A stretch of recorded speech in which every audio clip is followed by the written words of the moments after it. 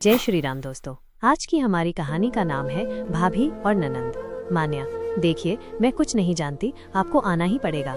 मान्या किसी से फोन पर बात कर रही थी, तभी उसकी ननद टीनू वहां आ गई। टीनू, अरे भाभी, किसको बुलवाने की बात चल रही है?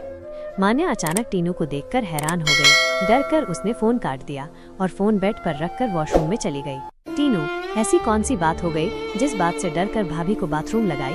तभी टीनू की नजर फोन पर गई। उसने कॉल हिस्ट्री चेक की तो उसे पता चला कि वो उसके मंगेतर वीरू से बात कर रही थी। टीनू, भाभी, वीरू से आखिर क्या बात कर रही थी? बाहर आओ, पूछती हूँ। थोड़ी देर बाद खुद को हुस्न की परी समझने वाली मान्या बाथरूम से बाहर आ गई। बाहर आते ही टीनू ने उससे पूछा, टीनू भाभी, आप मेरे मंगेतर से फोन पर बात कर रही थी? मान्या ने हड़बड़ाते हुए कहा, हाँ, क्यों, मैं तेरे मंगेतर से बात नहीं कर सकती क्या? टीनू, क्यों नहीं भाभी, आप वीरू से बात कर सकती हैं, लेकिन आप उन्हें बुलाने की बात कर रही थी, ये कुछ समझ में नहीं आया। मान्या ने बात घुमाते हुए कहा, बात दरअसल ऐसी है कि वीरू के घर वाले तुझे आज शाम को देखने आने वाले हैं और वो कह रहे थे कि मेरे माँ बाप जिस भी लड़की को पसंद करेंगे मैं उससे शादी कर लूंगा। टीनू, वैसे भाभी, वीरू ने बात बिल्कुल सही कही।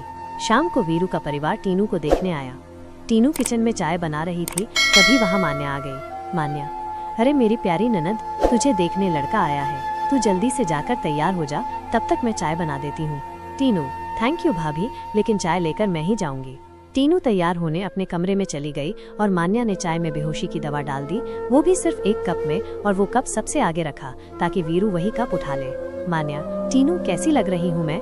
टीनू, क्या बात है भाभी, तुझे देखते ही वीरू बेहोश हो जाएगा, देख लेना। ये लो, चाय नाश्ता लेकर जाओ, पर ध्यान रहे सबसे पहले वीरू को ही चाय देना। टीनू ने वैसा ही किया। चाय पीते पीते वीरू को थोड़ा सा सरूर चढ़ने लगा।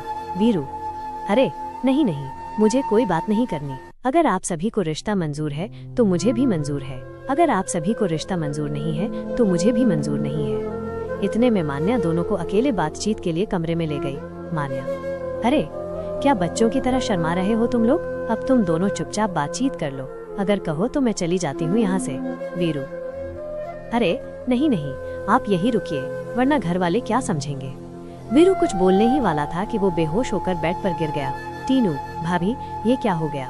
आप तो शादी से पहले नर्स रह चुकी हैं ना, जल्दी देखिए, मैं भैया को बुलाकर लाती हूँ। मान्या, किसी को कुछ बताने की जरूरत नहीं है, बस थोड़ा सा स्ट्रेस होने की वजह से बेहोश हो गया। तुम ऐसा करो, चुपके से पानी लेकर आओ, तब तक मैं इसे देखती हूँ। टीनू चुपके से पानी लेने चली गई। इधर मान्या ने वीरू को अपने गले से लगा लिया। इसके बाद मान्या का वीरू पर ध्यान बढ़ने लगा।